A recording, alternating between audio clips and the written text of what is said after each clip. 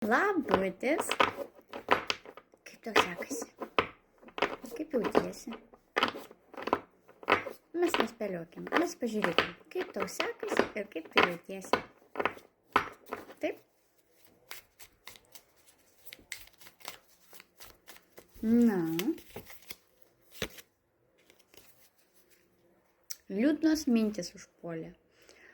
Apskritai labai daug galvojimo, depresinė tokia nuotaika, baimių daug, nerimo daug. Galbūt sunku naktį užmigti, ane, tokia nemiga gali būti.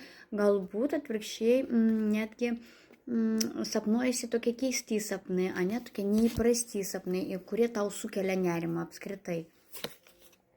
Taip, dar sukelia nerimą arba sveikatos problemos, realios sveikatos problemos, kurios susijusios su širdim, su krauju, ne? Arba buvo skyrybos, galbūt susipykot, galbūt įsiskyrėt, galbūt apskritai konfliktas širdyje. Tarkim, tu bandai spręsti konfliktą ir nesupranti, kaip jį spręsti.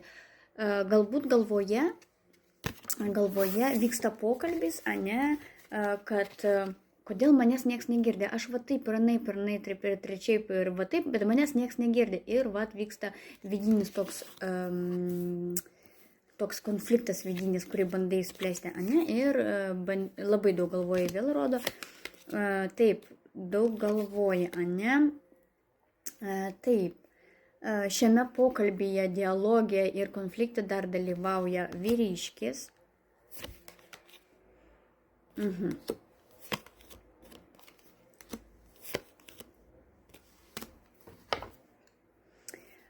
Taip, dabar kam yra aktualu iš kitos pusės, galbūt šitas vyriškis turi dvi damas, taip, ir viena antra, taip, o čia jis yra va toks laimėtojas, jis negalvoja apie taip,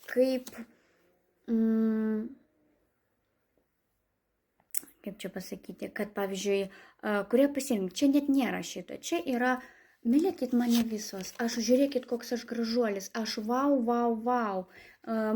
visi aplink mane tik sukasi, mane, va tai toks. Taip, jis va tai toks, apgavikas, va toks, netikroviškas jis dar, matai, nu taip, žiūrėk koks manipuliatorius. Ta prasme, be tavęs aš čia visiems reikalingas. Ta prasme, bus taip, kaip aš noriu. Na, kažkas va tokio.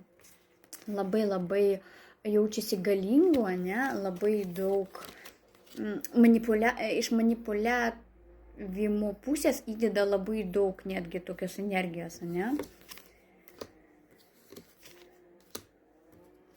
O tu galimai esi netgi ištekėjusi. Taip. Ir šitie santykiai tau yra kaip, na, pašaliniai, tarkim taip. Gal negražiai skamba, bet kažkaip taip.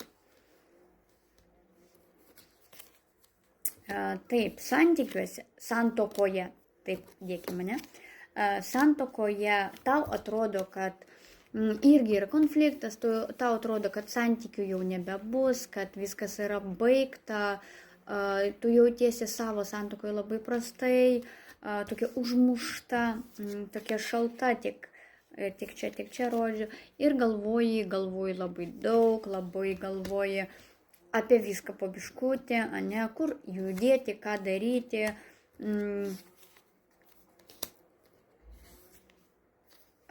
Taip. Iš vienos pusės tu kaip ir nebenori niekur judėti, nes tu viską turi.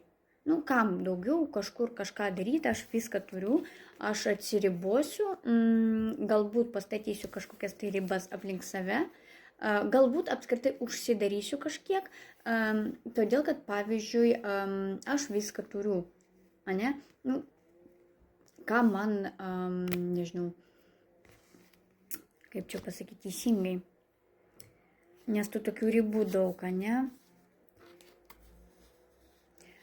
Bet vėl, iš kitos pusės, ane?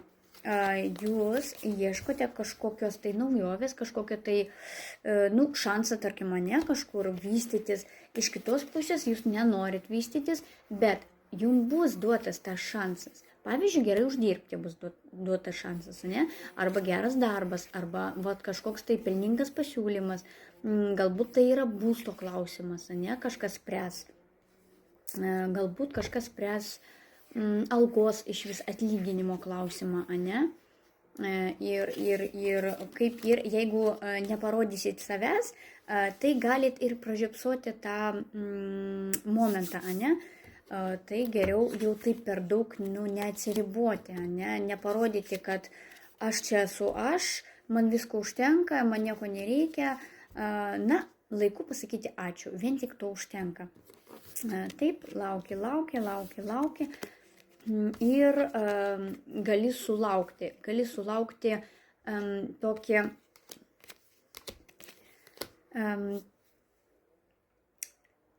tokią visumą, tarkim taip pasakykim. Su kuo nesusiję? Žinoma, tai yra susijusiu su šeima, pavyzdžiui, jeigu planaut kažką pirkti, tai pavyzdžiui, laukiam, tarkim, kažkokio tai atlyginimo pagrindinio, po to papildomo, po to dar kažko, viską sudėjom ir nusipirkom ten, tarkim, automobilį, tai buvo pasiekimas. Jeigu galbūt kažkokį kitokį dalyką norėtų įsigyti, nusipirkti, tai buvo pagrindinis pasiekimas. Taip, bet vis tiek tai kelia nerimą. Nors ir jau pasiekta, ir toliau planų yra, bet kažkodėl tai dar dvigubai daugiau kelia nerimą, nors nerimauti nėra dėl ko. Praktiškai, mums rodo, kad tai yra tuščia, nes visi reikalai, kuriuos suplanuosit, yra sėkmingi. Matot? Galit planuoti viskas, kas jums eina į galvą.